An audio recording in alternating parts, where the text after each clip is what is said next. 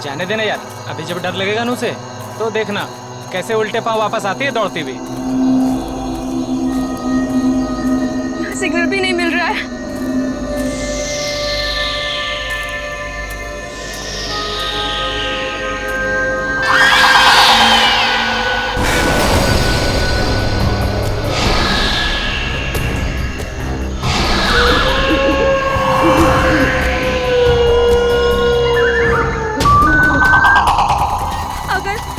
अगर इस जंगल में सच्ची में आत्मा हुई तो आत्मा भी गायत्री से डर के भाग जाएगी।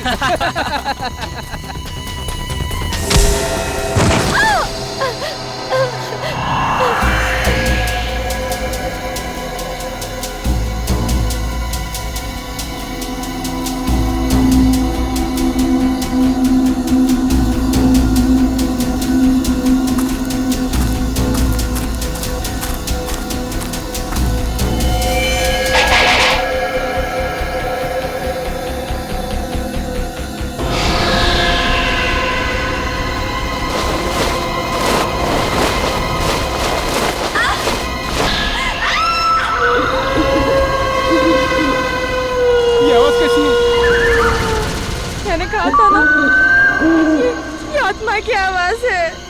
आत्मा की नहीं, ये तो गायत्री की आवाज लग रही है।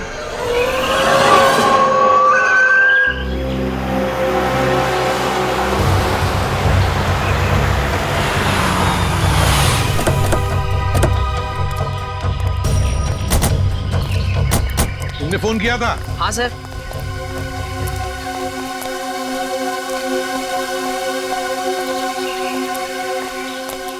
बताओ, कहाँ गायब हो गई तुम्हारी दोस्त? वो उस तरफ से। चलो देखो।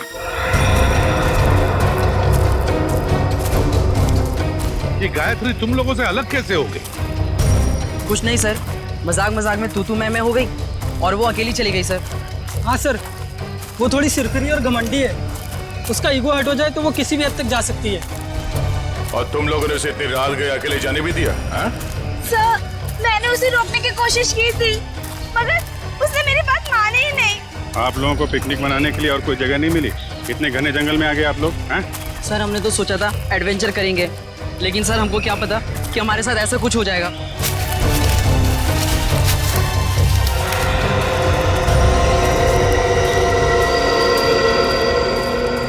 सर, वो यहीं से हमसे अलग हुई थी सर। यहीं से? हाँ। यहीं से अलग हुई? अच्छा, गायत्री की चीख किस तरफ से आई थी? सर उधर से आई थी, उधर से आई थी चीख। चलो।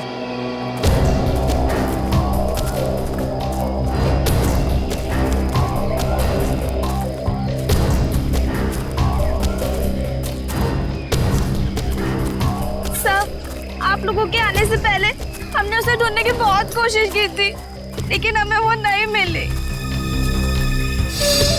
Sir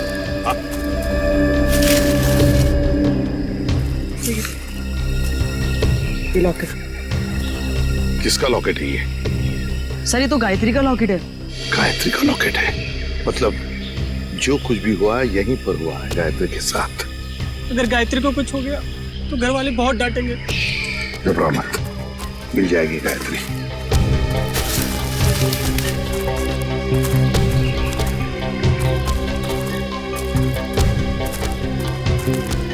sir. हाँ?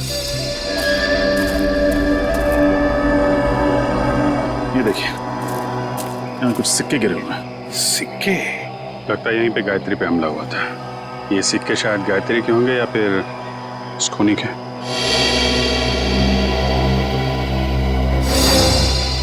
सर, सिक्के तो यहाँ भी पड़े हैं।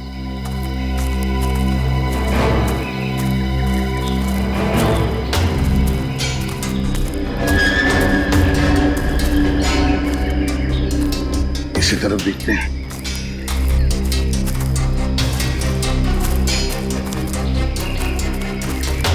यहाँ भी है सर।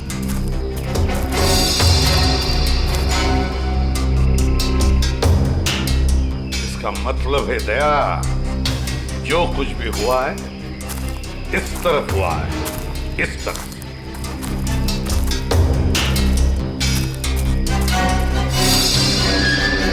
ये क्या है? निखिल, सर।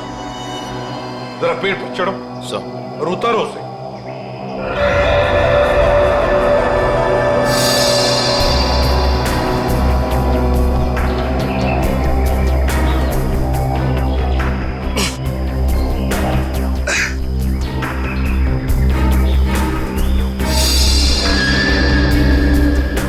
सर ये किसी के पैंट का बक्कल है सर। पैंट का बक्कल?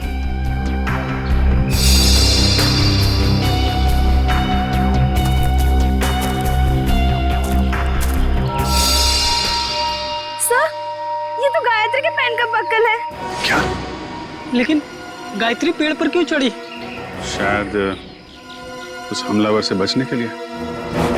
मतलब गायत्री को कुछ हो गया, वो मर चुकी है। ऐसा कुछ नहीं हुआ है गायत्री के साथ, घबराओ मत।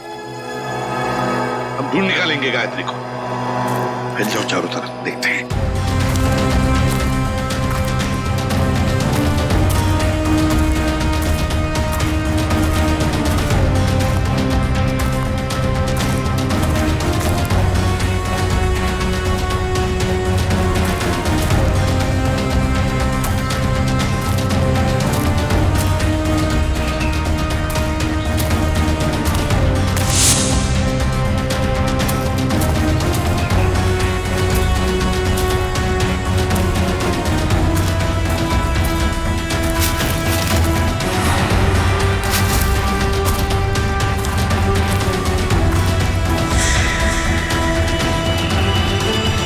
Bonfire?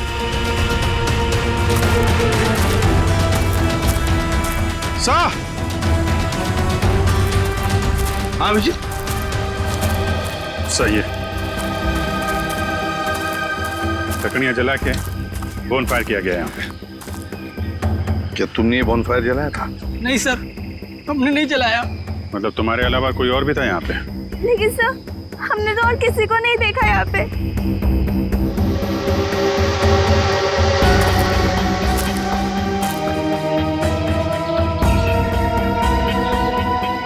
बस बढ़िया सर यार, लगता है यहाँ जंगल में कोई और भी आया था कैंपिंग के लिए। हाँ।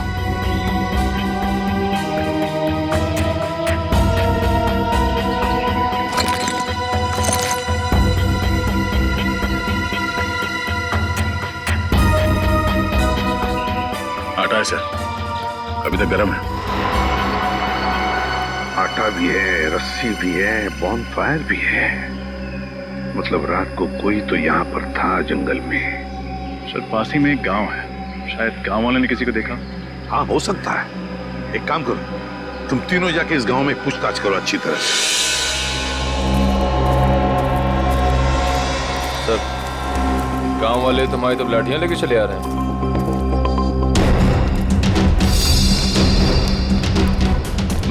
कुछ गड़बड़ तो है, कोई नहीं, चल के देखते हैं। नमस्ते। नमस्ते। हम सीआईडी से। सीआईडी मतलब पुलिस?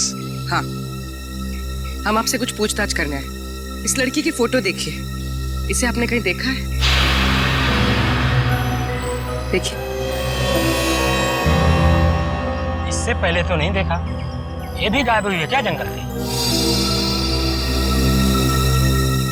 ये भी माने कोई और भी गायब हुआ? हाँ साहब, हमारे गांव की एक लड़की है गौरी, 16-17 साल की, पता नहीं कहाँ चली गई है। गौरी की कोई फोटो वगैरह है आपके पास? हम उसे ढूंढने में आपकी मदद करेंगे। फोटो तो नहीं है साहब, लेकिन हम आपके साथ चलेंगे गौरी को पहचानने के लिए। अच्छा, आपके गांव में अक्सर ऐसा होता है कि लोग गायब होते हैं या ये पहली बार हुआ है? गायब तो नहीं होते हैं साहब, लेकिन आत्माओं ने हमला कई बार किया है। क्या आत्माओं ने हमला किया?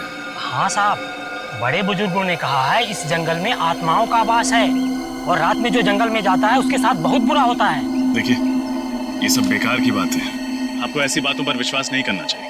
अरे नहीं साहब, ऐसी घटनाएं हम लोग के साथ बहुत बार हुई हैं। अगर शाम को किसी को घर आने में देर हो जाती है ना, तो आत्माएं उस पर हमला कर देती हैं। और जब उसे बेचारे को सुबह होश आता है तो ना उसके पास पैसा होता है, जेवर गहना कुछ नहीं बचता। देखिए, आप गाँव वाले बहुत भोले हैं।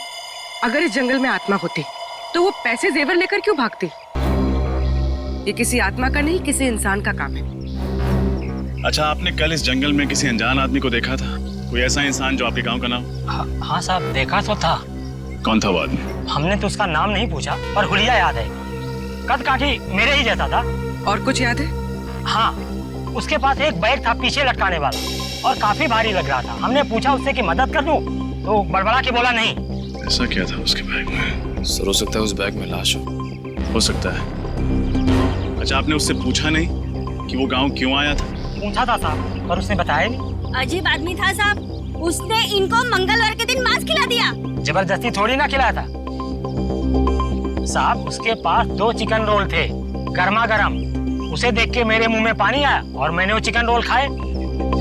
चिकन रोल गरम था। आसपास कोई ढाबा वगैरह है? हाँ साहब, आगे जाके सड़क पे एक ढाबा है। शुक्रिया। चल के उस ढाबे वाले से मिलते हैं, वही बताएगा उस आदमी के बारे में।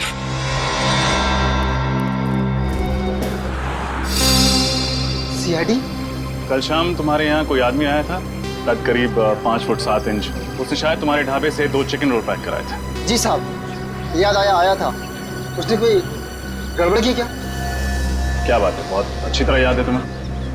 क्यों नहीं साहब, वो आदमी अपनी मोटरसाइकिल 24 घंटे के लिए हमारी दुकान के सामने खड़ी करके चला गया। उसने 24 घंटे तक अपनी बाइक तुम्हारे दुकान पे लगाए रखी? साहब, जब वो शाम को आया तो मैंने उसको बहुत खरी खोड़ी सुनाई। बाइक का नंबर याद है तुम्हें? जी मैम, याद है। मैंने उसका नंबर लिखा था। एक सेकंड।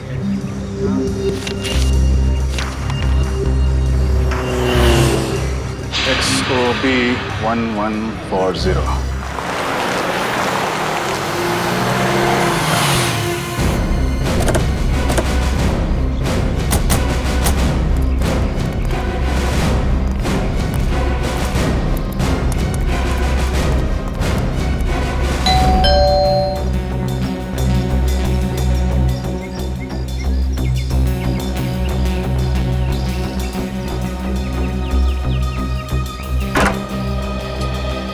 जी कहिए, कौन है आप लोग?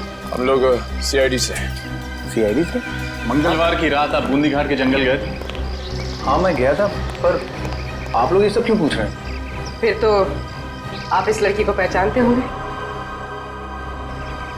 जी नहीं, कौन है ये? मैं नहीं जानता। इसका नाम गायत्री है। ये भी उसी रात उस जंगल में गई थी। ठीक है सर, जंगल में बहुत सारे लोग जाते हैं, पर ये जरूरी तो नहीं कि वो एक दूसरे को जानते हो। ये भी सही है, लेकिन जंगल में जाने वाला हर आदमी गायब नहीं हो जाता। क्या?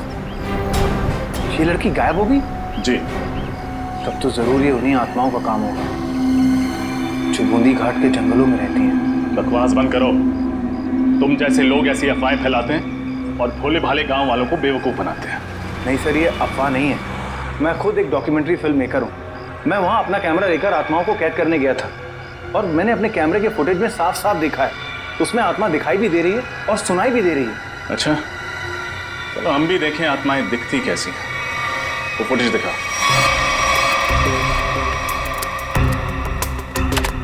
ये देखिए सर।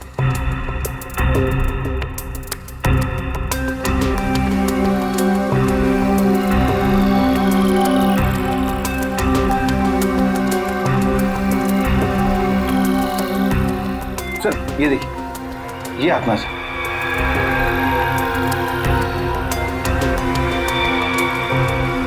ये कोई आत्मा नहीं है, कोई इंसान है जो बड़ा सा रोब पहन के घूम रहा है जंगल में। सर ये आवाज सुनी आपने?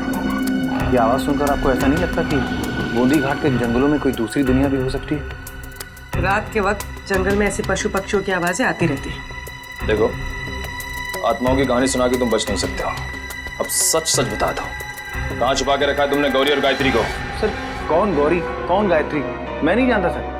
मैं तो वहां सिर्फ डॉक्यूमेंट्री बनाने गया था। अच्छा, तो उस भारी बैग में ऐसा क्या था जो तुम छुपा रहे थे? कौन सा भारी बैग सर?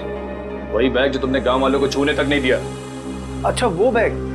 देखिए सर, उस बैग में मेरा कीमती सामान था, मेरे कैमरे के लेंसेज थे। टूट ना जाए इस डर से वो बैग मैं खुद उठा रहा था, बस। तुमने किसी और को देखा था जंगल?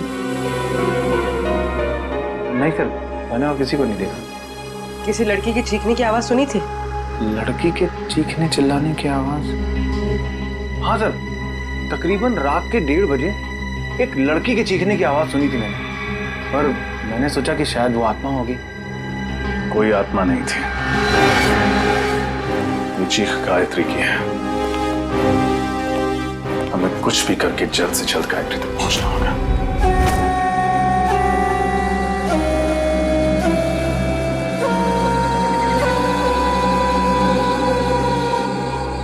अभिजीत, कमाल है यार, मतलब आज के युग में भी लोग आत्माओं पे विश्वास करते हैं। हा? अपना फ्रेडी के लिए तो ये बाएं हाथ का खेल है। आत्माएं उसके नाम से कांपती है। इसीलिए तो उसे लाए नहीं यहाँ पे। आज ये गौरी और गायत्री को पकड़ने वाली आत्मा से मिल ही लेते हैं। श्रेया, इस जंगल में क्या आत्माएं हैं? पंकज, तुम एक सीआईडी ऑफिसर हो, बातें भी सीआईडी ऑफिसर वाली करो। और एसीपी साहब ने तुम्हें कितनी बार समझाया कि आत्मा जैसा कुछ नहीं होता। अरे समझाया है, मगर मैं एक कान से उनकी डांट सुनता हूँ और दूसरे कान में फ्रेडी सर की डरावनी कविताएं सुनता हूँ।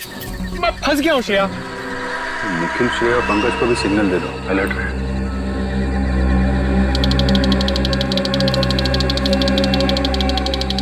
ऐसा नहीं सिग्नल भेजा कि लोग अलर्ट रहे। मैं बिल्कुल सिग्नल भेजता हूँ कि लोग अलर्ट है।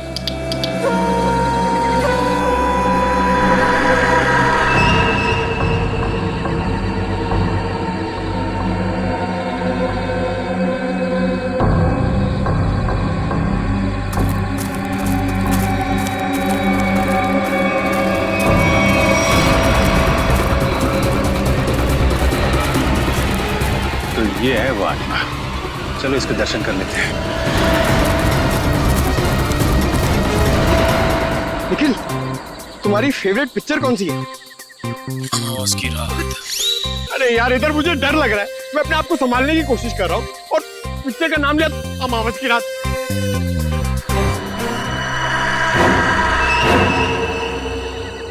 डर गए क्या? बातें क्यों बंद कर दी?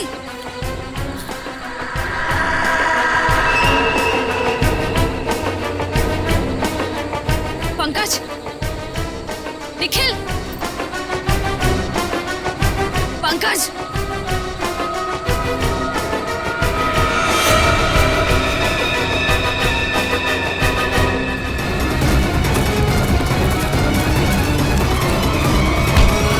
अरे बहुत तेज भागते हो साहब। छोड़ना मत इसे।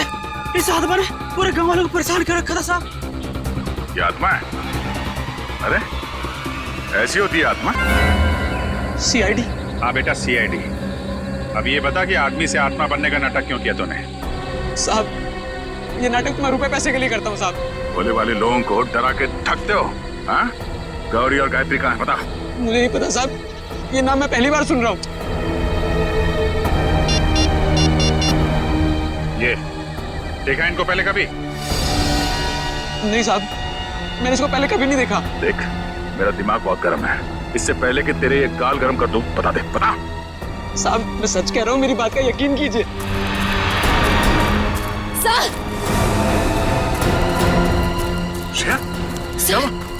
सर वो पंकज और निखिल को ले गए। कौन ले गया? पता नहीं सर, मैंने ढूंढने की बहुत कोशिश की, लेकिन इतना अंधेरा था, मुझे कुछ दिखा ही नहीं। देख, तेरे गैंग के बाकी के लोग कहाँ हैं? हाँ? किडनैप करके लोगों को तुम लोग कहाँ पे छुपाते हो? बता, बोल। सर, मेरा कोई गैंग नहीं है, ये जरूर उन लोगों का होगा। किन लोगों का? मैंने कुछ दिन पहले इस जंगल में कुछ गुंडों को देखा था, उनके बाद में बंदूकें भी हैं। मतलब तुम्हारे अलावा इस जंगल में और भी मुजरिम हैं? कहाँ देखा था उन्हें? पता नहीं साहब, यहीं कहीं देखा था मैंने इसी जंगल में। खैर, उनको तो हम लोग ढूंढ लेंगे। तुम चलो, हवालात की हवा खाओ। चलो चल। सर, हम ठीक इसी रास्ते पे चल रहे थे। मैं आगे चल रही थी और पंकज और निखिल बातें करते हुए मेरे पीछे चल रहे थे। अचानक दोनों की बातें बंद हो गई। मैंने मुड़कर देखा तो दोनों के पैर मुझे वहां झाड़ियों में दिखाई दिए, जैसे दोनों को कोई घसीट कर ले जा रहा। मैंने ढूंढने की बहुत कोशिश की, लेकिन मुझे कोई नहीं दिखा।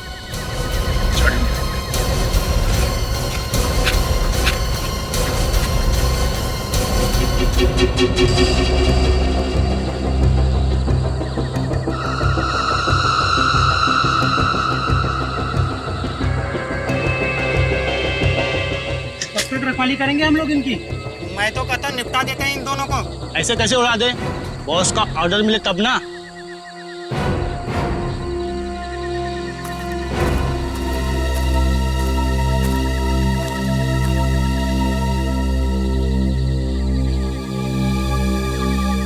खोपड़ी कहीं उन लोगों की तो नहीं जिसके बारे में वो आत्मा बन के जो घूम रहा था उसने बताया था, गुंडे लोग? हाँ जीत हो सकता है। कहीं निखिल और पंकज को यही भी तो डर का आवाजें भी आ रही है।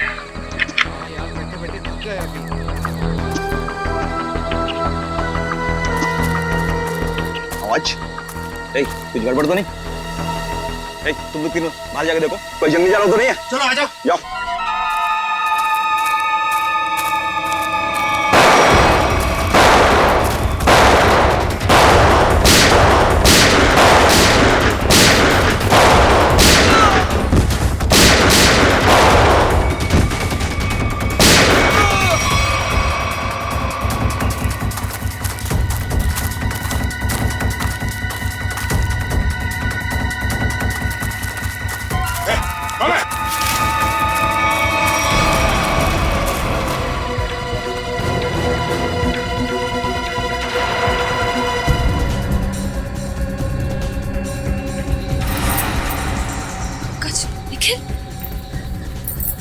निखिल निखिल निखिल निखिल आंखें खोलो।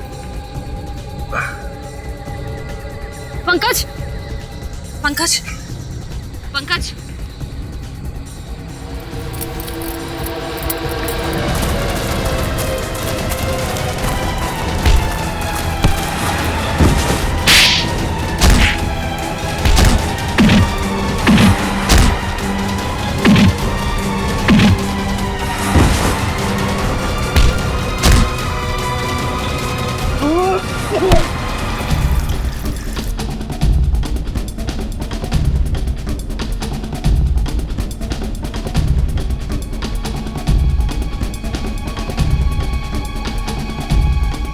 ठीक हो?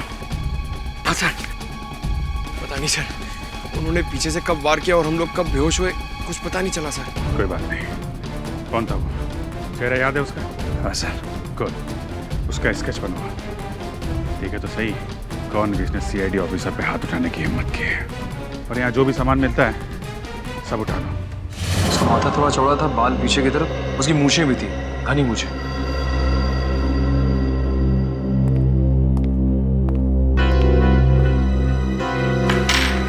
सर ये सारा सामान तो गायत्री का ही लगता है। और सर ये सब शायद गौरी का होगा, वही लड़की जो गांव से गायब हुई थी। नहीं, बैग, इतना सारा सामान और न जाने कितने लोगों को गायब भी किया है। मकसद क्या है इन सब के पीछे? अब मकसद तो लूटपाट करने का ही होगा सर। नहीं फ्रेडी, सिर्फ लूटपाट नहीं, कुछ और भी चक्कर है, कुछ और भी चक्कर है। सर, हाँ सर इसकी चुनिए सर। श्रेया देखो जरा हमारे रिकॉर्ड में कुछ मिलता है क्या?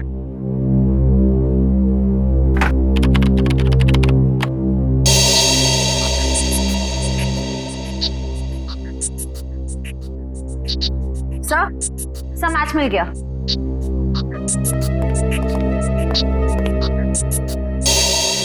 जग्गा कॉन्ट्रैक्ट किलर अब तक 15 खून कर चुका है। सर ये लूटपाट का मामला तो बिल्कुल नहीं है। जग्गा जैसा खतरनाक मुजरिम शामिल है इसमें, कुछ और ही प्लान है इनका। बिल्कुल, अगर ये केस सिर्फ चोरी चकारी का है तो दो सीआईडी ऑफिसर्स को बंधक बनाने की हिम्मत नहीं करते हैं। मगर सर इस जग्गा को हम ढूंढेंगे कैसे? फ्रेडी, इस जग्गा को हम ढूंढेंगे भी और पकड़ेंगे भी। वो नक्शा लेकर आओ जो हमें जंगल में से मिला था इनके अड्डे पर से।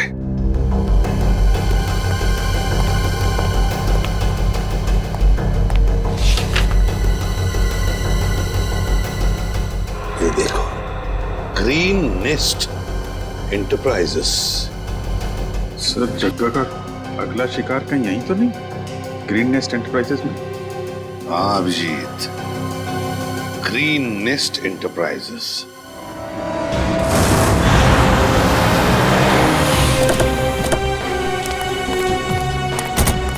सर यही वो ऑफिस है जो नक्शे में बना हुआ था, किसी वेद नाम के बहुत बड़े इंडस्ट्रियलिस्ट का है सर। दया, ये वेद ही जगह का अगला शिकार है। रणछोड़,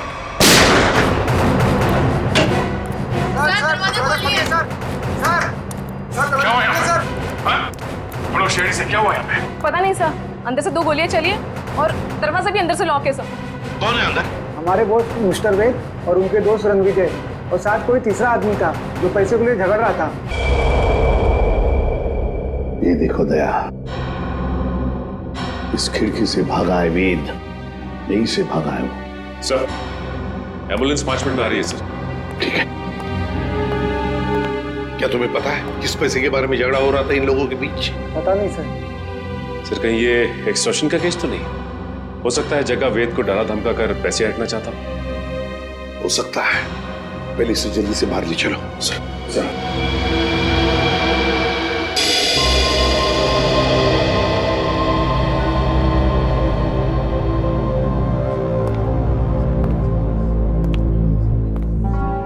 सर, ये वेद तो रणविजय का दोस्त है सर, तो फिर इसने रणविजय पे गोली क्यों चलाई?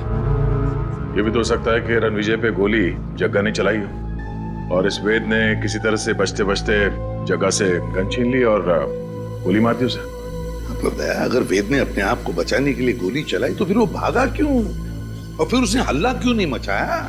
रणविजय को हॉस्पिटल में क्यों नहीं लेकर गया वो? नहीं दया, कुछ और ही चक्कर है, कुछ और ही चक्कर है। थैंक गॉड आप लोग उन्हें सही वक्त पर यहाँ ले आए। थोड़ी देर और हो जाती तो उनका बच पाना बहुत ही मुश्किल था। अभी होश में आए वो? क्या हम बात कर सकते हैं उनसे? बिल्कुल, आप मिलना चाहे तो मिल सकते हैं। Thank you. प्लीज।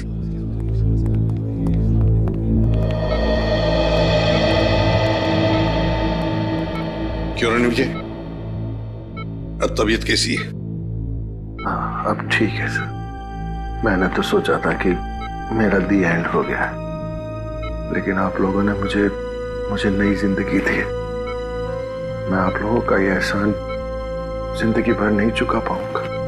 इसमें एहसान कैसा? हमने तो सिर्फ हमारी ड्यूटी निभाई है। वैसे एक बात बताओ, सब हुआ कैसे? किसने गोली चलाई तुम पर? गोली तो वेद ने ही चलाई थी, लेकिन इसमें उसका कोई कसूर नहीं है। क्या मतलब? सर, वो गोली गलती से चल गई थी उससे। गलती से? वो कैसे? मैं एक एनवायरमेंटलिस्ट हूँ सर, पर्यावरण के संरक्षण के लिए काम करता हूँ। वेद ने मुझे अपने ऑफिस अपने नए इंडस्ट्रियल प्रोजेक्ट के बारे में बात करने के लिए बुलाया था। हम लोग बात कर ही रहे थे कि वहां जग्गा आ गया और वेद से पैसे मांगने लगा। अच्छा, किस बात के पैसे? मालूम नहीं सर, लेकिन जग्गा बहुत गुस्से में था। फिर क्या हुआ? फिर वेद ने उससे कहा कि जब तक उसका काम पूरा नहीं हो जाएगा वो उसे 1 रुपया भी नहीं देगा। इस बात पर जग्गा आग बबूला हो गया और उसने गन निकाल ली। दोनों में हाथापाई शुरू हो गई और इसी हाथापाई में गन चल गई और गोली मुझे आकर लग गई सर। और फिर? उसके बाद मैं बेहोश हो गया सर। जब होश में आया तो डॉक्टर्स ने बताया कि आप लोगों ने मेरी जान बचाई है। सर, आप जी। ओह, ओके, ठीक है। या सर, वेद बूंदीघाट के जंगल के पास ही अपनी नई इंडस्ट्री डालने वाला था, पर गवर्नमेंट उसे परमिशन नहीं दे रही थी क्योंकि उससे जंगल के हरियाली को नुकसान पहुंचता। सर, मतलब ये जंगल में लोगों का गायब होना और आत्मा वाली अफवाह ये सब वेद ने फैलाई थी ताकि उसका प्रोजेक्ट पास हो सके। हाँ सचिन, ये वेद ही कर रहा होगा। उसी ने पैसे दिए होंगे जग्गा को ये सब करने के लिए। मगर सर, उसने मुझे तो कोई जाम्बा फुलेरा नाम की जगह पर प्रोजेक्ट लगाने की बात कही थी। सर, ये तो बूंदीघाट से बहुत दूर है। 2 प्रोजेक्ट का आपस में कोई संबंध नहीं हो सकता। वैसे रणविजय, वेद के परिवार में और कौन कौन है? उसका छोटा भाई है सर, उदय। वेद का छोटा भाई उदय? हाँ, मैं बस एयरपोर्ट पहुंच ही रहा हूँ। आधे घंटे में मिलते हैं। कहाँ जाने की तैयारी हो रही है उदय जी? हैं? कौन है आप लोग?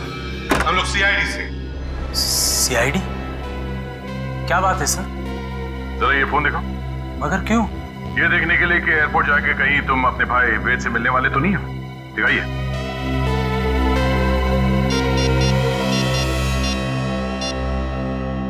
नहीं सर, इसमें वेद का नंबर तो नहीं है। सर मैं तो अपने बिजनेस पार्टनर सुरेश से बात कर रहा था। हम लोग चेन्नई जा रहे हैं एक बिजनेस मीटिंग के लिए।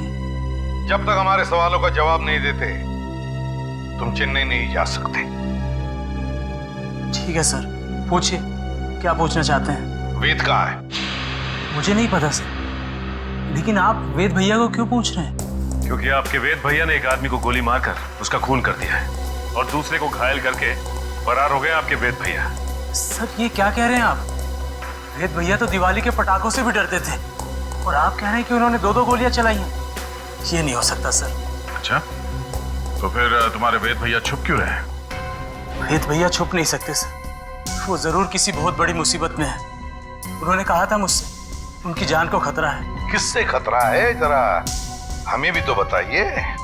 सर ये तो भैया ने नहीं बताया था, लेकिन हाँ सर, भैया ने मुझे एक बॉक्स दिया था, कहा था इसे बहुत संभाल के रखना है, भले ही कुछ भी हो जाए वो बॉक्स किसी के हाथ नहीं लगना चाहिए। कहाँ है वो बॉक्स, जरा दिखाइए हमें भी। सर आज तक मैंने भी खोल के नहीं देखा कि इस बॉक्स में क्या है।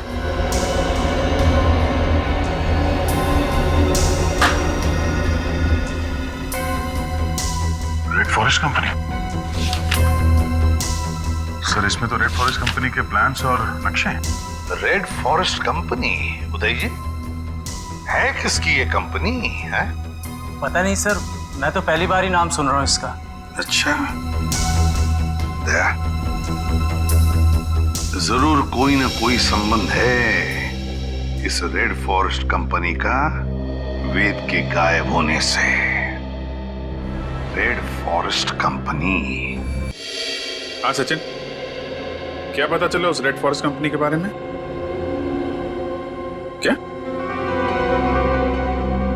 ओके ओके ओके ओके, ठीक है सर। उदय के घर से हमें जो फाइल और कार्ड मिला था रेड फॉरेस्ट कंपनी का, वो कंपनी नकली है। रेड फॉरेस्ट कंपनी नकली है? हाँ सर। तो फिर इस नकली कंपनी का मालिक भी नकली होगा? सर फिर इस नकली कंपनी के नाम पे फ्रॉड कौन कर सकता है? हाँ, कौन कर सकता है फ्रॉड? कौन कर सकता है? कौन कर सकता है? एक आदमी है। जब बॉस को पता चलेगा ना कि इस जंगल से पेड़ कटने वाले हैं और यहाँ एक 5 स्टार होटल बनने वाली है, फिर देखना बॉस कैसे गुस्से से तिलमिला जाएंगे। एक काम कर, बॉस को फोन मिला और उन्हें यहाँ की सारी खबर बता।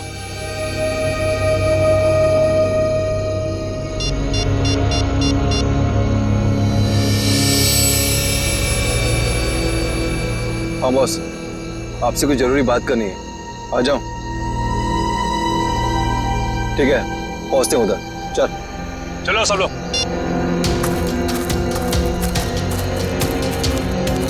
तो ये लोग बॉस से मिलने जा रहे हैं। चलो हम लोग भी मिलते हैं।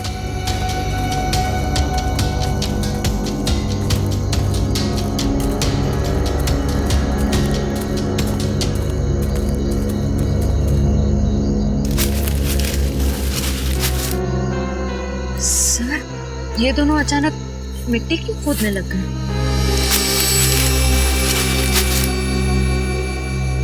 अच्छा अच्छा, तो ये चक्कर है क्या सर?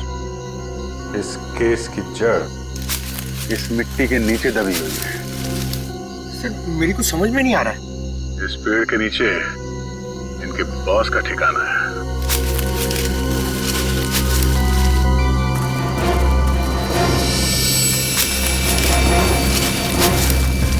क्या हुआ, कुछ मदद करें आपकी?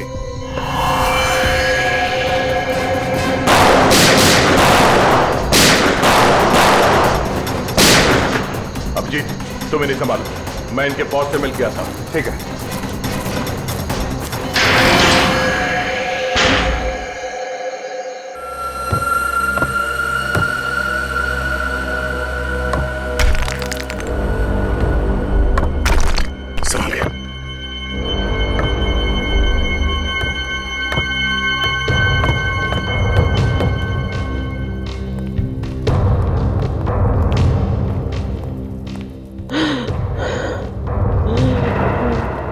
सर, किसी के कराने की आवाज आ रही है। एक मिनट।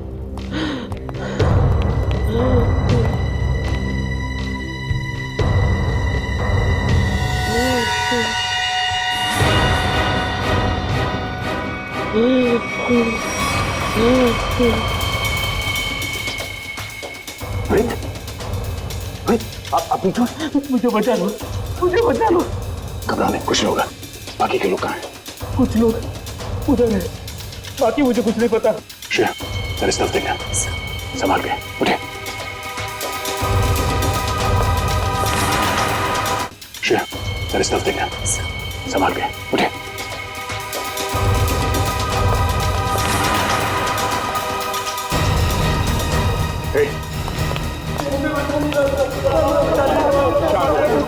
कुछ नहीं होगा, सब लोग भाग जाएंगे यहाँ से। घबराओ मत। अब एक काम कीजिए, इन सबको लेके भाग जाइए यहाँ से।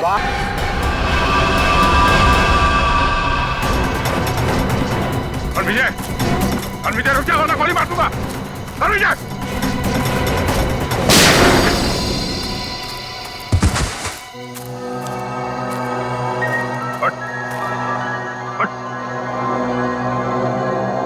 तो जैसे मुजरिमों को कबर तक हम पहुंचाते हैं। हाँ, मैंने ही लोगों को गायब किया। मैंने ही आत्मा की झूठी खबर फैलाई थी। क्यों किया तुमने ऐसा? मैं एक एनवायरमेंटलिस्ट हूँ। प्रकृति, पेड़ पौधे, झरने और नदी से प्यार है मुझे। मैं चाहता था कि कोई जंगल में ना आए, पेड़ पौधे ना काटे, जंगल को कोई नुकसान ना हो। तो फिर वेद को क्यों किडनैप किया?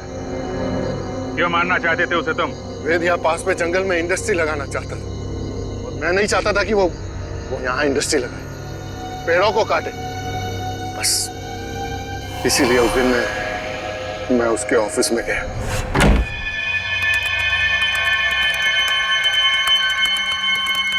तुम यहाँ? हाँ। ये क्या बदतमीजी है रणविजय? ये मेरा ऑफिस है। बदतमीजी तो तुमने अभी तक देखी कहाँ है? देखना चाहोगे कि बदतमीजी होती क्या है?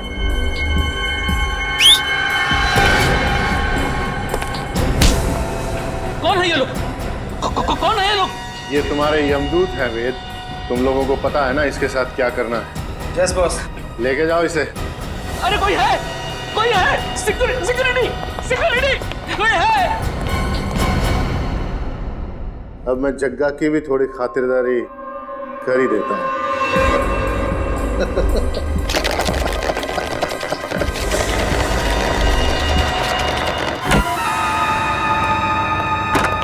वेद, आज मेरे पैसे चाहिए।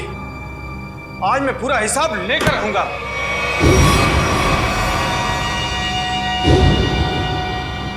तुम? वेद कहाँ है? वेद के पास जाने का बहुत शौक है ना जग्गा तुम्हें? ठीक, मैं तुम्हें उसी के पास भेज देता हूँ। प्रकृति से प्यार करना अच्छी बात है। प्यार अगर पागलपन बन जाए तो समाज के लिए खतरा हो जाता है। तुम्हारे जुनून ने इतने सारे मासूम लोगों को बंदी बना के रखा। भूखे प्यासे जग्गा की जान ली तुमने। तुम्हें तो शायद फांसी ही हो।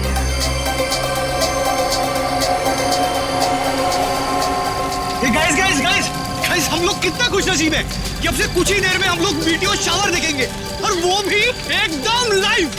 ऐसा पहली बार हो रहा है गाइस। लाइफ में ऐसा नजारा दोबारा देखने को नहीं मिलेगा। ये देखो, अमेरिका में भी शुरू हो गया मीडिया शावर। अरे अब इंग्लैंड के आसमान में भी दिखाई दे रहा है। अगला नंबर हमारे देश इंडिया का है दोस्तों। तैयार हो जाओ आसमान में प्रकृति की आतिशबाजी देखने के लिए। वो देखो, शुरू हो गया।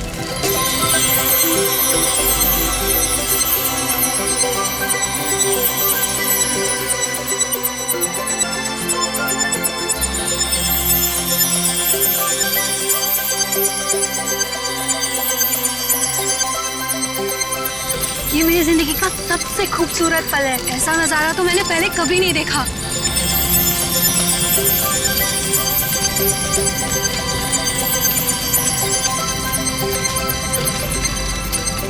हे गाइस, वो देखो, आसमान से शायद कुछ गिर रहा है। ये कहीं किसी मीटियोर का हिस्सा तो नहीं है? वहां गिरा, चलो देखते हैं। ये ना! लाश की हालत तो बहुत खराब है, हड्डियां वगैरह चकनाचूर हो गई हैं।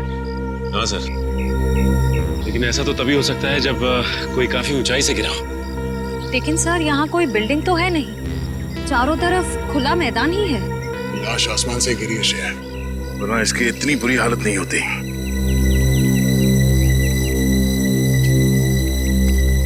कब हुआ ये, कितने बजे? यही कोई रात 3:15 बजे। हम लोग रात को मीटियोर शावर देख रहे थे, तभी अचानक आकर के कुछ गिरा।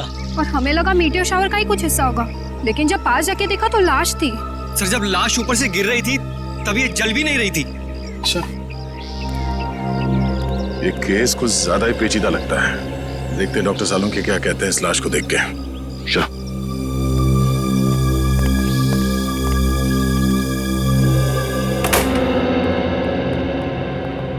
अरे सालुंके साहब, कुछ पता चला?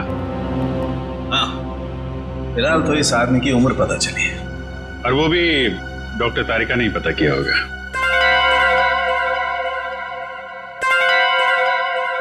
मैंने पता किया है। आपने किया है? जी हाँ। कोई शक है आपको? नहीं, शक की क्या बात है, आपने पता किया होगा तो ठीक ही किया होगा। वैसे क्या क्या पता क्या किया आपने? पता ये किया कि इस आदमी की उम्र 120 साल है। क्या 120 साल का बुजुर्ग आदमी इतनी ऊंचाई से गिर के मर गया? क्यों, कहीं लिखा हुआ है कि 120 साल का आदमी ऊंचाई से नहीं गिर सकता? आप लोगों से कुछ गलती तो नहीं हो गई? आप एक काम कीजिए, तारिका जी से कंफर्म कर लीजिए। बताओ भाई ने। हाँ अभिजीत, इनके एक्सरे स्कैन्स देख लो। देखो, ये देखिए, इनकी हड्डियां काफी कमजोर हो चुकी थी, जैसे कि उम्र के साथ साथ होता है। और टिश्यूज को हुए नुकसान को देखकर हमने अंदाजा लगाया कि इनकी उम्र तकरीबन 120 साल के आसपास रही होगी। अच्छा, वैसे कितनी ऊंचाई से गिरे होंगे ये? फिलहाल ये बता पाना मुश्किल है। सर हो सकता है इस आदमी को किसी हवाई जहाज से फेंका गया। सर वो केस याद है ना आपको, जब एक लाश को हेलीकॉप्टर से फेंका गया था?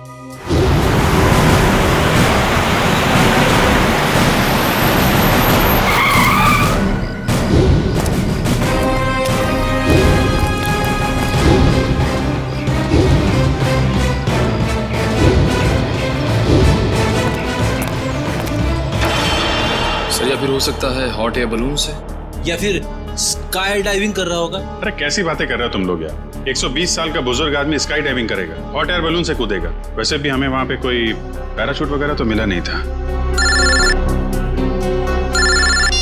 हेलो, जली हुई चीज समुद्र में गिरी है, लाश के पास वाले इलाके में? ठीक है, पहुंचते हैं हम।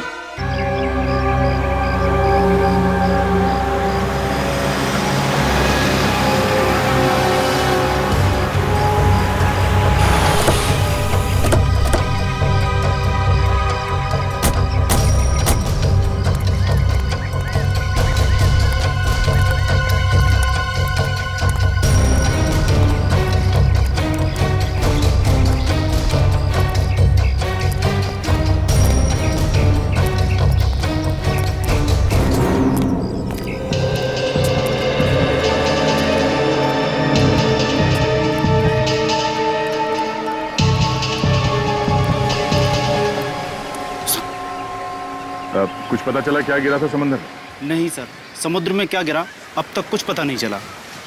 अच्छा, पहली बार किसने देखा था उस चीज को समुद्र में गिरते हुए? शंकर ने। कह रहा था कि जब वो अनोखी चीज समुद्र में गिरी तो वो बॉम्ब की तरह फट गई और उसमें से चिंगारियां भी निकली। सर हो सकता है ये कोई बॉम्ब ही है, शायद किसी ने ऊपर से फेंका। नहीं सचिन, कोई समुद्र में बॉम्ब क्यों गिराएगा? बात कुछ और ही है। हो ना हो इसका उस लाश के साथ जरूर कुछ संबंध है। ये शंकर कहाँ? सर वो रहा सर।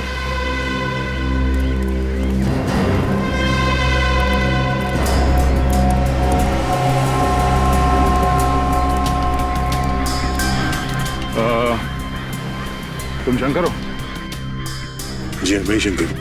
हम लोग सीआईडी से हैं। एग्जैक्टली हुआ क्या था? सर करीब रात के 3 बज रहे थे। मेरी बीवी जोर जोर से खर्राटे भर रही थी, इसलिए मुझे नींद नहीं आ रही थी। क्या आपकी वाइफ भी खर्राटे मारती है? रेडी, अब अपनी वाइफ की बातें शुरू मत कर देना। हाँ, क्या कह रहे थे आप? नींद ना आ पाने की वजह से मैं कुछ देर बाहर टहलने निकल आया। तभी अचानक मैंने देखा कोई बड़ी सी चीज जोर से छपाक करके समुद्र में गिरी। एक बहुत तेज रोशनी हुई, जैसे किसी ने आग का गोला दरिया में फेंक दिया। सर, हो सकता है कि अंतरिक्ष से कोई उड़न तस्तरी गिरी होगी समुद्र में, और वो 120 साल का आदमी वो भी उड़न तस्तरी से ही गिरा होगा, फ्लाइंग सॉसर से। रेडी, मैंने तुमसे क्या कहा अभी? थोड़ी देर के लिए मौन व्रत रखो, समझे? सॉरी। जी कहिए। मैं समुद्र के नजदीक आया, ये जानने कि आखिर हुआ क्या है। तभी दूर एक आदमी की परछाई दिखाई दी। आदमी की परछाई? तुमने उसका चेहरा देखा? नहीं साहब, अंधेरा बहुत था, सिर्फ परछाई दिखी। वो आदमी समुद्र से निकला और वहां उस तरफ चलकर जाने लगा। फिर क्या हुआ? मैं उस आदमी का पीछा करने लगा क्योंकि मुझे शक था, पर वो आदमी वहां सड़क पर चलकर एक कार में बैठ गया और चला गया। कार का नंबर देखा है तुमने? नहीं साहब, नंबर तो नहीं देखा, लेकिन हाँ, वो सिल्वर कलर की बैक्स्टर गाड़ी थी। उसने गाड़ी चाबी से खोली या? नहीं साहब, वो कार उसकी नहीं थी, क्योंकि उसने बहुत तिगड़म करके कार का दरवाजा खोला था। सर, फिर तो कार चोरी की होगी। Thank you. अब ये पता करना पड़ेगा कि शहर में कितनी सिल्वर रंग की बैक्स्टर कार है जो चोरी हुई है और उनके नंबर्स क्या क्या हैं। सर, स्पेक्ट्रोमीटर टेस्ट की रिपोर्ट आ गई है। देखिए मुझे लाश के कपड़ों में से क्या मिला है। क्या मिला है?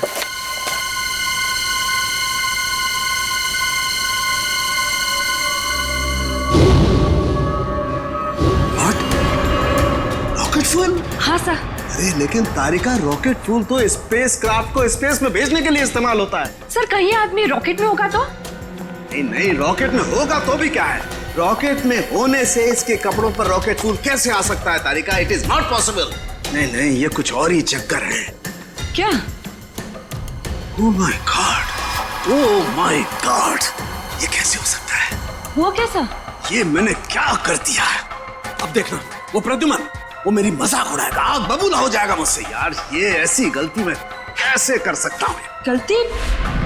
कौन सी गलती सर? आने के लिए उस समुद्र में जो खास चीज गिरी थी उसके बारे में क्या पता चला? सर, अब तक तो कुछ पता नहीं चला है सर, लेकिन गोताखोर लगे हुए हैं। सर, समुद्र का वो हिस्सा काफी गहरा और खतरनाक है, इसलिए गोताखोरों को काफी दिक्कतों का सामना करना पड़ रहा है।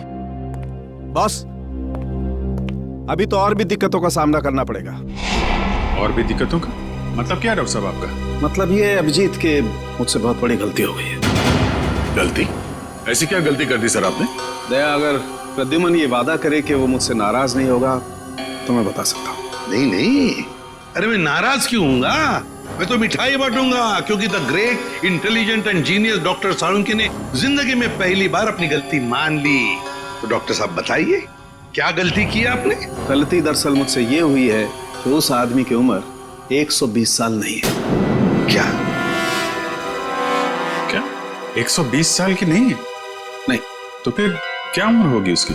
लगभग 50 साल। क्या साळुंखे, तूने 50 साल के आदमी को 120 साल का बना दिया? इतनी बड़ी गलती की तूने?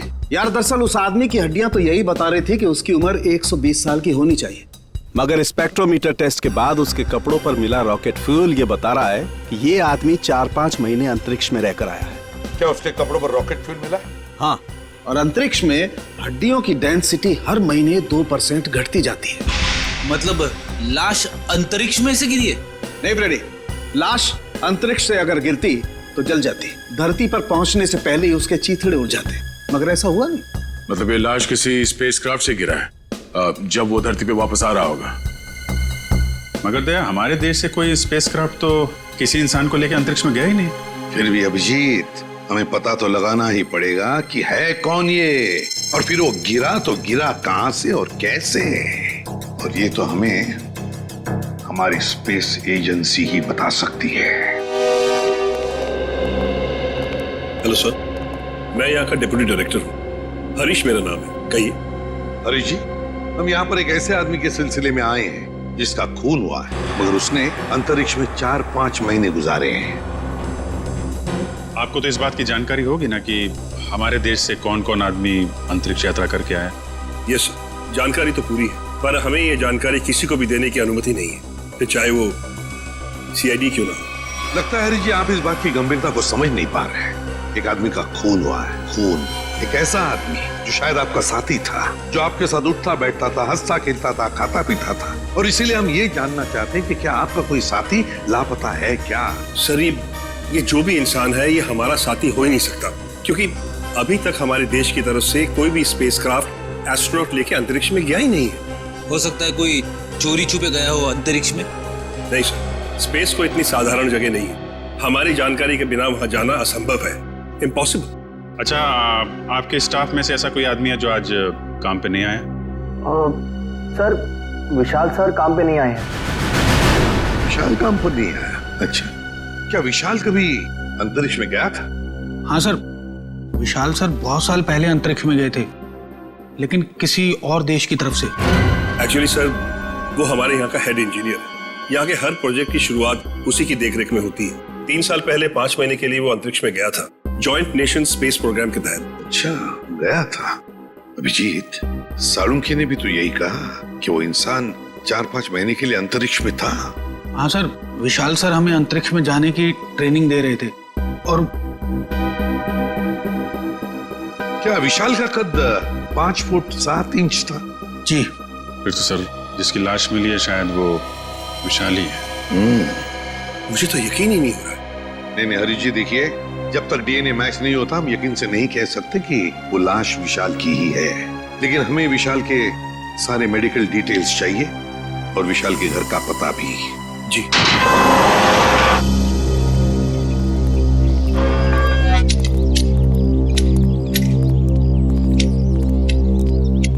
सुनिए, ये विशाल का घर है ना? जी, घर तो विशाल साहब का ही है, लेकिन वो घर पर नहीं है। हाँ वो तो पता है हमें, लेकिन क्या विशाल जी के कोई घर वाले या परिवार वाले, कोई दोस्त वगैरह आसपास रहते हैं क्या? जी, विशाल साहब की पत्नी अदिति मेम साहब तीर्थ गई हैं। आप लोग? हम लोग सीआईडी से। सीआईडी? जी। कहिए क्या बात है? आप कौन है? आपका नाम क्या है? जी, मेरा नाम बिरजू है। अच्छा, देखो बिरजू, हमें एक लाश मिली है। लाश? और हमें शक है कि वो लाश विशाल जी की है। ये कैसे हो सकता है? विशाल साहब नहीं मर सकते। देखिए, आप संभालिए अपने आप को। फिलहाल हमें सिर्फ शक है कि ये लाश विशाल जी की है। हो सकता है कि ये लाश किसी और की हो। भगवान करे वो लाश विशाल साहब की ना हो। वैसे आखिरी बार कब देखा था तुमने विशाल जी को? कब मिले थे उन्हें? कल सुबह जब मैं काम पर आया था तो विशाल साहब ने मेरी बाहर से ही छुट्टी कर दी थी। घर के बाहर से ही छुट्टी दी? क्यों, किस लिए? जी पता नहीं, ऐसा पहले कभी नहीं हुआ है। मैंने विशाल जी से कहा कि मैं घर की सफाई कर देता हूँ, झाड़ू पोछा कर देता हूँ, मैं फिर चला जाता हूँ, लेकिन उन्होंने मुझे घर में घुसने ही नहीं दिया। आपको उन्होंने घर में घुसने नहीं दिया? जी हाँ, उनका बर्ताव बड़ा अजीब सा था। जब उन्होंने अदिति मेम साहब के तीर्थ पर जाने की बात कही तो मुझे बड़ा अजीब सा लगा, मुझे यकीन ही नहीं हुआ। लेकिन क्यों? क्योंकि अदिति मैडम इस तरह अचानक कहीं नहीं जाती। अगर वो शहर से बाहर कहीं जाती भी हैं तो महीनों पहले वो अपनी तैयारी पूरी कर लेती हैं। अच्छा, साहब ने तुम्हें घर के अंदर आने से मना कर दिया। वैसे बिरजू, हम घर के अंदर देखना चाहते हैं। तुम्हारे पास घर की चाबी तो होगी? जी हाँ। हम ये देखना चाहते हैं ऐसी क्या वजह थी जो साहब ने तुम्हें घर के अंदर आने से मना कर दिया। जी अभी खोलता हूँ।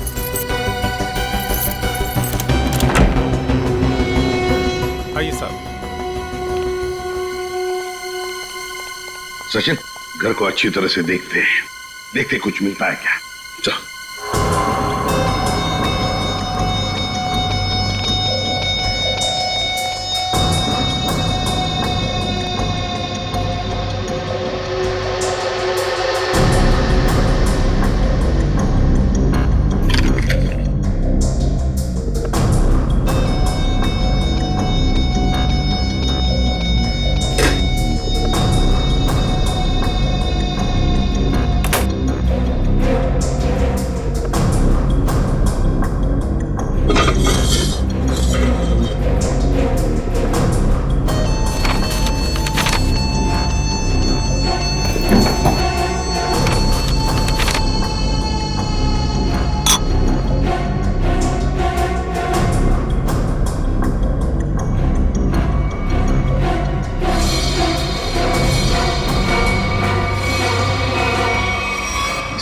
कागज के टुकड़े पर कुछ हल्का हल्का सा लिखा हुआ है।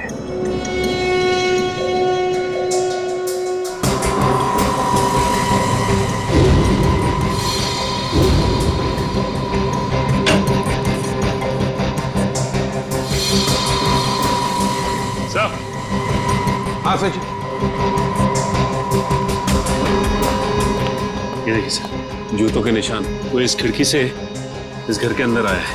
इसके जूतों के निशान इस पेपर पे भी है सर।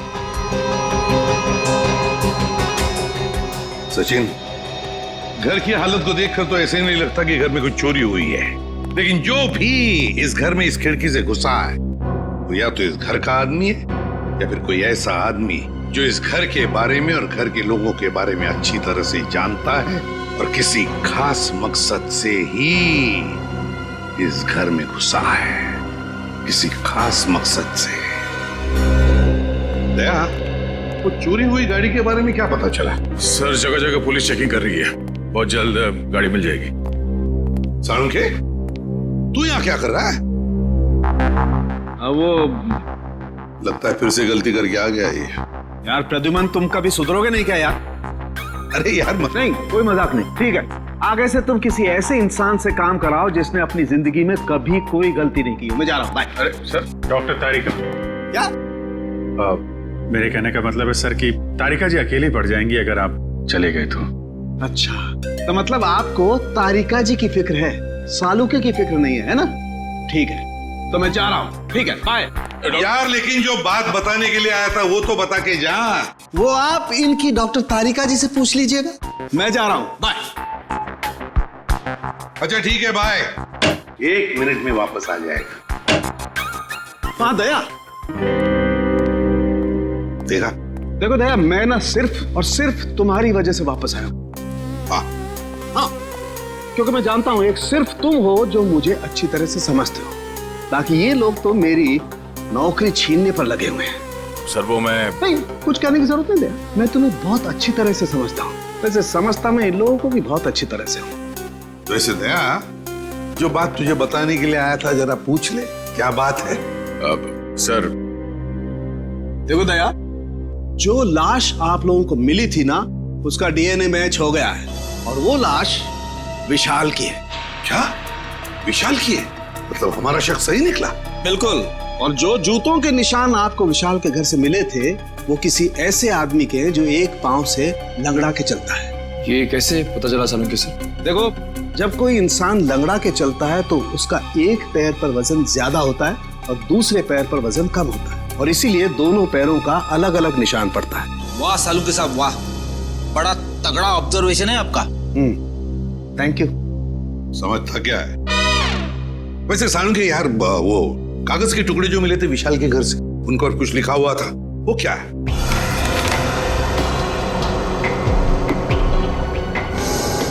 वो ये था, अगर तुमने जुबान खोली तो जान से जाओगे।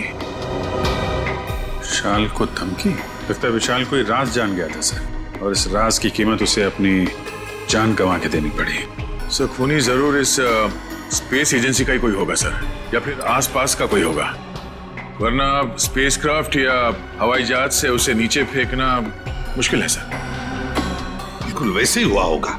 बॉस, अभी सालुके के सुरागों की पोटली खाली नहीं हुई है। और भी कुछ बाकी है क्या? हाँ, एक ऐसी चीज जो आपको खूनी के एकदम नजदीक तक ले जाएगी।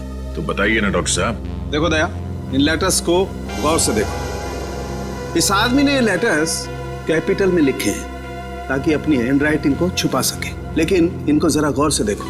ये लेटर्स कहीं कहीं पर हिले हुए हैं, कमजोर है। मुझे लगता है इस आदमी का हाथ कांपता था जब ये लिखता था। कमाल है सर, धमकी भरा खत लिखता है और लिखते वक्त हाथ भी कांपता है। डर की वजह से? बिल्कुल सही फ्रेडी, डर की वजह से ही। दरअसल इसके हाथ में कोई तकलीफ थी, न्यूरोटिक तकलीफ। जब ये डरता था, इस आदमी का हाथ कांपता था। जब इसने ये नोट लिखा, ये डरा हुआ था, इसीलिए इसका हाथ कांप रहा था, और ये अक्षर इस तरीके से बने। हाथ में तकलीफ? विशाल सर बहुत साल पहले अंतरिक्ष में गए थे, लेकिन किसी और देश की तरफ से। सर वो घटोत्कच, विशाल का असिस्टेंट, विशाल कुछ लोगों को ट्रेनिंग दे रहा था अंतरिक्ष में जाने के लिए। ये घटोत्कच भी उनमें से एक था। मगर अभिजीत, अंतरिक्ष में जाने के लिए वो आदमी मानसिक तौर पर और शारीरिक तौर पर बिल्कुल फिट होना चाहिए, हट्टा कट्टा होना चाहिए। इस घटोत्कच को क्यों सिलेक्ट किया गया? उसके तो हाथ में तकलीफ है। और घटोत्कच के इस कमजोरी के बारे में विशाल को पता चला, इसलिए शायद घटोत्कच ने विशाल को अपना मुंह बंद रखने के लिए उसे जान से मारने की धमकी दी होगी। ये हो सकता है। महाराजन, क्या? देखो सभी पुलिस स्टेशन में खबर कर दो, उसकी फोटो भिजवाओ, सब जगह नाकाबंदी करवा दो। ओके? क्या हुआ? सर, ये विशाल की पत्नी अदिति, ये किसी तीर्थ यात्रा पे नहीं गई है। उसने किसी भी बस, ट्रेन या फ्लाइट की टिकट बुक नहीं करवाई। वो गायब है। अदिति गायब है? गायब है अदिति? तो फिर ये गई कहाँ?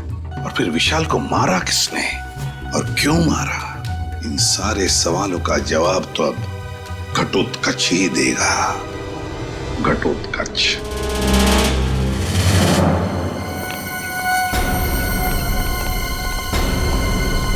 शरीरा घटोत्कच का सर।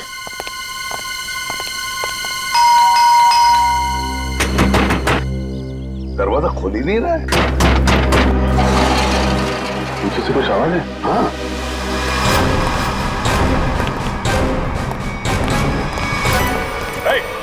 पकड़ो उसे।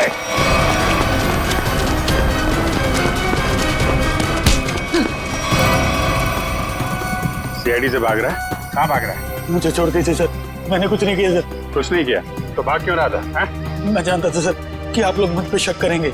आप लोग मुझ पे शक करेंगे? शक नहीं करेंगे तो क्या पूजा करेंगे? हाँ? तुमने विशाल को चिट्ठी भेजी थी ना, धमकी भरी। अगर तुमने अपना मुंह खोला तो जान से जाओगे। भेजी थी या नहीं? बोल। हाँ सर, वो खत मैंने लिखा था सर, लेकिन वो मेरी भूल थी जो मैंने गुस्से में की थी सर। मैंने विशाल सर को नहीं मारा सर। ऐसी कहानी हम लोग बहुत सुन चुके हैं, समझे? मैं सच कर रहा हूँ सर, मैं तो 3 दिन पहले विशाल जी के घर पे गया था उनसे माफी मांगने के लिए। तुम यहाँ पर क्यों आए हो? देखिए विशाल जी, मैं आपसे अपनी उस चिट्ठी के लिए माफी मांगने के लिए आया। उस वक्त मैं शराब के नशे में था और शराब के नशे में ही अक्सर सच्ची बात जुबान पर आ ही जाती है। देखिए आप ऐसा मत कहिए, आप न सिर्फ मेरे दोस्त हैं बल्कि मेरे मार्गदर्शक भी हैं। अगर आपने मुझे माफ ना किया तो मैं अपनी नजरों में ही गिर जाऊंगा। ठीक है, मैंने तुम्हें माफ किया। देखिए आप कुछ परेशान नजर आ रहे हैं। परेशान? नहीं, मुझे काहे की परेशानी है?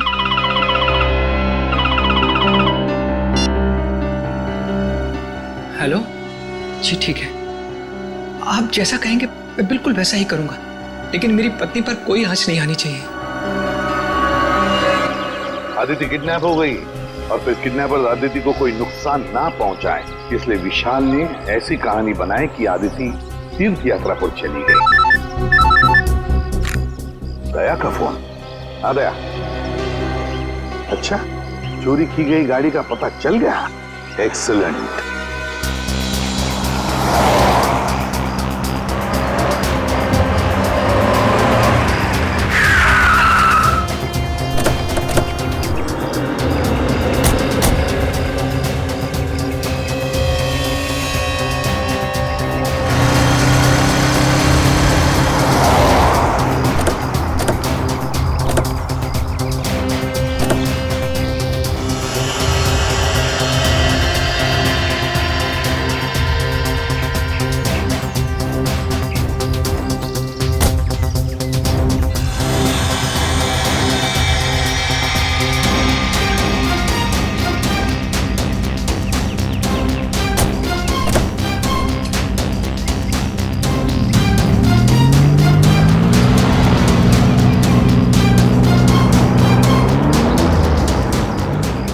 खूनी समंदर किनारे से इस गाड़ी में यहाँ तक आया और उसके बाद गाड़ी को यहाँ पे लावारिस छोड़ के किसी और गाड़ी में चला गया। लेकिन सर, गाड़ी में तो कुछ भी नहीं मिला।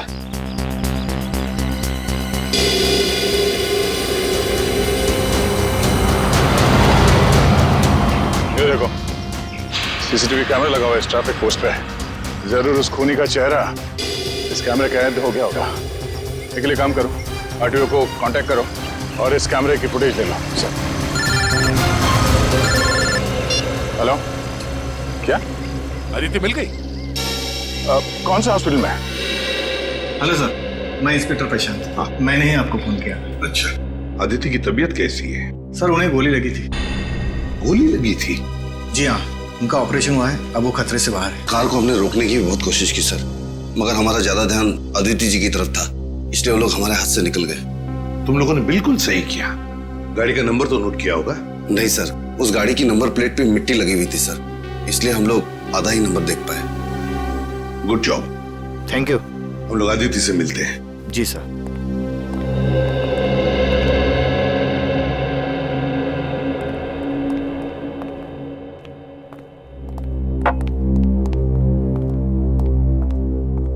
अदिति, अब कैसी हो?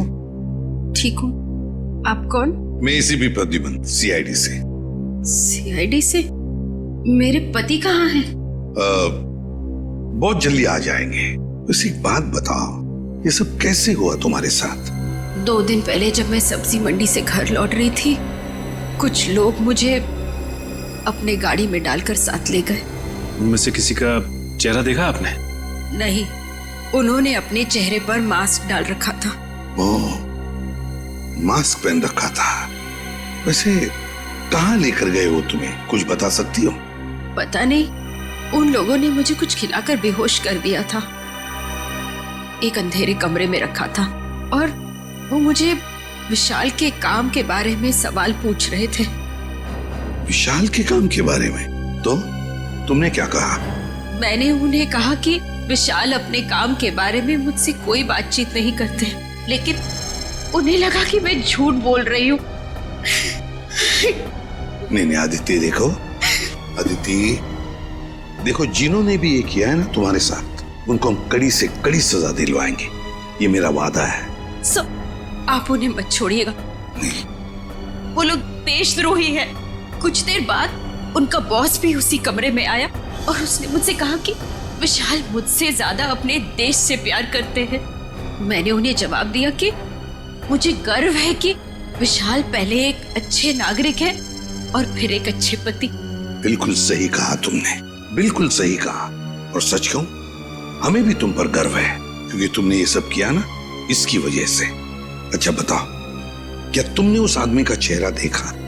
नहीं सर, उसने भी अपने चेहरे पे मास्क डाल रखा था, लेकिन हाँ, गुस्से में आकर मैंने उस पर झपटकर हमला किया था।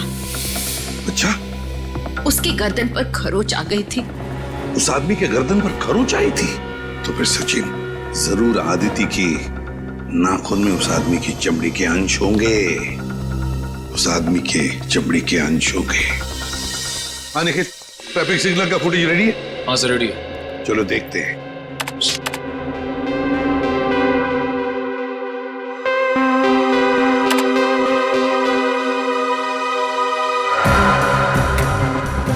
रात का फुटेज है, समझ में नहीं आ रहा है। दिन का फुटेज दिखाओ।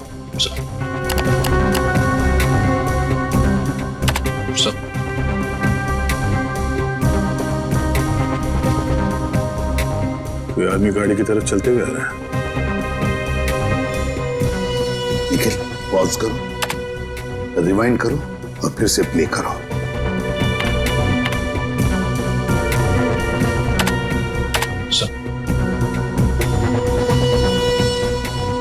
और जो जूतों के निशान आपको विशाल के घर से मिले थे, वो किसी ऐसे आदमी के जो एक पांव से लंगड़ा के चलता है। बाएं पैर से लंगड़ा भी रहा है। कहीं ये हमारा खूनी तो नहीं? सर, मगर ये आदमी है कौन? इसका चेहरा तो दिख ही नहीं रहा है। पता चल जाएगा फ्रेडी, ये है कौन ये पता चल जाएगा। लाल जूते जो पहने हैं। निखिल, रिवाइंड करो, जूम करो जूतों पर।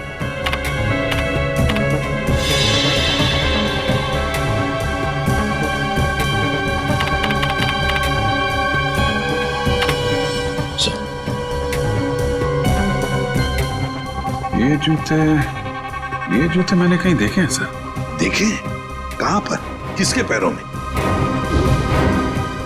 सर, आज विशाल सर नहीं आए। समीर, विशाल का असिस्टेंट सर, और वो लंगड़ा के भी चल रहा था। विशाल का असिस्टेंट समीर। समीर के घर में से जो डॉक्यूमेंट्स मिले उससे पता चलता है कि समीर विशाल के लिए काम करता था, जासूस था वो विशाल का। दुनिया के सामने समीर विशाल का असिस्टेंट और असली काम जासूसी। एग्जैक्टली। और जब विशाल को पता चला कि स्पेस एजेंसी में कोई गद्दार है जो वहां की खुफिया इंफॉर्मेशन बाहर भेज रहा है, तो बस उसका पर्दाफाश करने के लिए उसने समीर को रख लिया काम पर, जासूस बनाकर। और इसीलिए समीर ने भी हमें कुछ नहीं बताया, क्योंकि विशाल ने उसे ऐसा करने से मना कर दिया था। हाँ, तब दया जब विशाल का खून हुआ तब शायद समीर तहकीकात करने के लिए विशाल के घर गया। और जैसे ही खूनी को लगा कि समीर उस तक पहुंचने वाला है, उसने समीर का भी खून कर दिया। बॉस, आसानों की अदिति के नाखूनों में चमड़ी के अंश मिले? हाँ मिले ना, उसके नाखूनों में चमड़ी के अंश मिले। तो जब मैं आप लोगों को बताऊंगा कि उस चमड़ी का डीएनए किसका था, आप लोग दंग रह जाएंगे। डॉक्टर साहब, रियलिटी शो के विनर का नाम अनाउंस करने जैसा सस्पेंस मत बढ़ाइए। नाम बताइए ना प्लीज। बॉस, उस आदमी का नाम है deputy director Harish. Hello sir, मैं यहाँ का डिप्यूटी डायरेक्टर हूँ। हरीश मेरा नाम है। क्या? Deputy director Harish? तभी तो समीर मरते वक्त हाँ ऐसे कर रहा था। क्या कह समीर कहना चाहता था हरीश, वो हरीश का नाम लेना चाहता था। Deputy director Harish, space agency का deputy director Harish. Excuse me sir, आप लोग यहाँ? जरा हरीश जी को बुलाइए। कहाँ है वो? सर, वो तो कुछ ही घंटे पहले चले गए। चले गए? कहाँ गए, कुछ पता है आपको? नहीं सर, वो बड़ी जल्दी में थे, इसलिए बिना कुछ बताए निकल गए। कोई बात नहीं, हम पता लगा लेंगे। उनके गाड़ी का नंबर दीजिए। जी।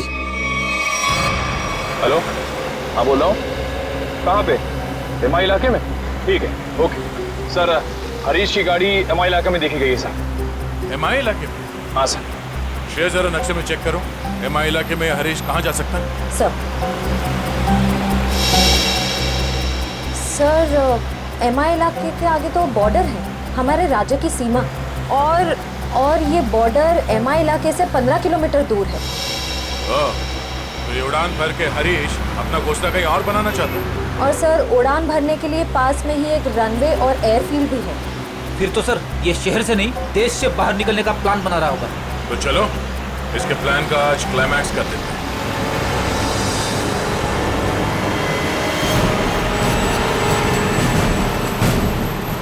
सर, वो देखिए, हरीश की गाड़ी है।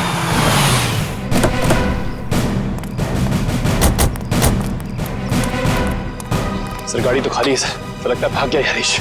लगता है वो एयरफील्ड की तरफ गया है। चलो लेट्स गो।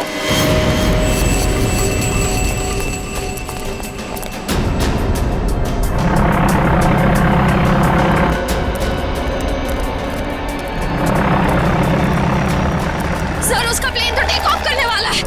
सर, अगर ये विदेश चला गया तो इसे पकड़ना और भी मुश्किल हो जाएगा। कहीं नहीं पहुंचेगा ये। Oh no.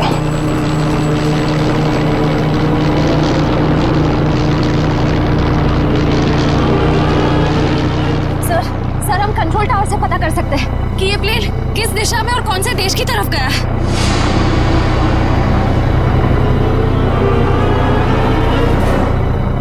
पता तो कर सकते हैं श्रेया, मगर क्या सर? पता नहीं क्यों मुझे ऐसा लग रहा है कि हम अब भी असली खून तक नहीं पहुंचे हैं। सर, इस हरीश तक पहुंचते पहुंचते रह गए सर। नहीं निखिल, असली खूनी ये हरीश नहीं है। हरीश नहीं है? तो फिर कौन है सर? अब मेरी समझ में आ रहा है कि सब किसका किया धरा है। चलो। तुम लोगों को अपने बुरे कर्मों की सजा जरूर मिलेगी। सारा गुनाह तुम लोगों ने किया और इल्जाम मेरे मत्थे मर दिया। बात तो तेरी ठीक है, मगर सीआईडी कभी पता नहीं कर पाएगी कि असली मुजरिम कौन है, क्योंकि हमने तुम्हारे बैंक अकाउंट में पूरे 15 करोड़ रुपए डलवाए। 15 करोड़ रुपए? हाँ, 15 करोड़ रुपए, जिससे उनको लगेगा कि तुमने अपने जमीर का सौदा कर दिया है 15 करोड़ रुपयों के लिए, और अब देशद्रोही बन गए। शर्म आनी चाहिए तुम लोगों को। शर्म तो हमें आने से रही। अब तू एक अच्छे बच्चे की तरह उस नए मिशन की पूरी जानकारी हमें दे दे। चल। नहीं, कभी नहीं। मैं रुपयों के लिए अपने देश को कभी नहीं बेचूंगा, कभी नहीं।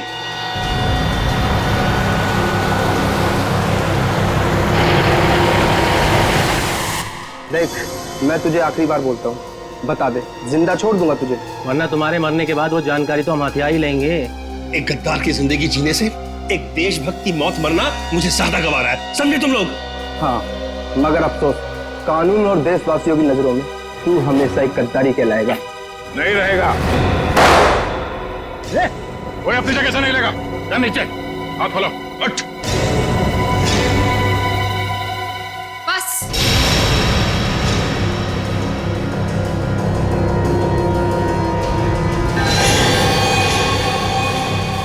बहुत हो चुका ये नाच गाना, अब काम की बात करें। हाँ, काम की बात भी हो जाएगी अदिति। तुम लोग मुझे देखकर चौंके नहीं? नहीं, हमें पहले ही पता चल गया था। ज्यादा चालाक बनने के चक्कर में तुम खुद अपनी जाल में फंस गई। तुम्हें याद है, तुमने कहा था कि 2 दिन पहले तुमने हरीश के गले को खरोचा था। हा? मैंने उस पर झपटकर हमला किया था।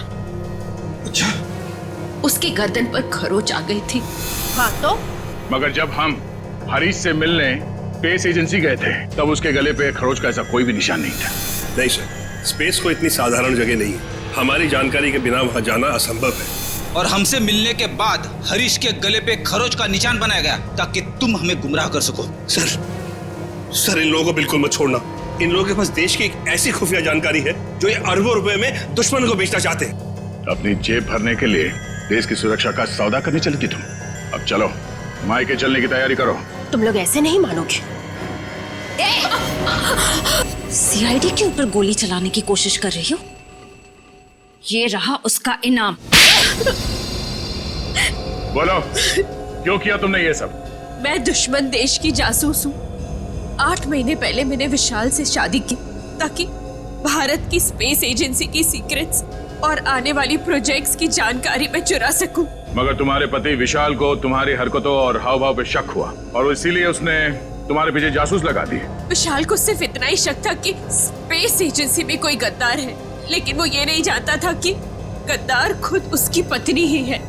जब तुम्हें ये जासूसी वाली बात पता चली तो तुमने उस जासूस समीर को मार दिया और अपने आप को अगवा करने का प्लान बना लिया।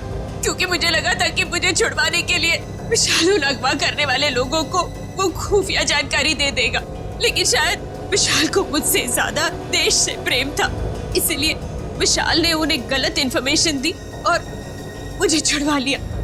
और तुम्हें इस बात का गुस्सा आया और तुमने विशाल को प्लेन से नीचे धक्का दे दिया। हाँ, मैंने प्लेन क्रैश करवाया था और खुद पैराशूट से नीचे आ गई। और फिर तुमने मुझे फंसाने का प्लान बनाया? क्योंकि मैं चाहती थी कि विशाल के खून का और इस सारी गद्दारी का इल्जाम तुम्हारे सर पर आ जाए। मगर तुमने कभी ये नहीं सोचा कि सीआईडी कभी ना कभी सच का पता लगा ही लेगी। तुम इस देश को बर्बाद करना चाहती थी, अब इस देश की खातिरदारी भी देख लो। फांसी के लिए तैयार हो जाओ तुम।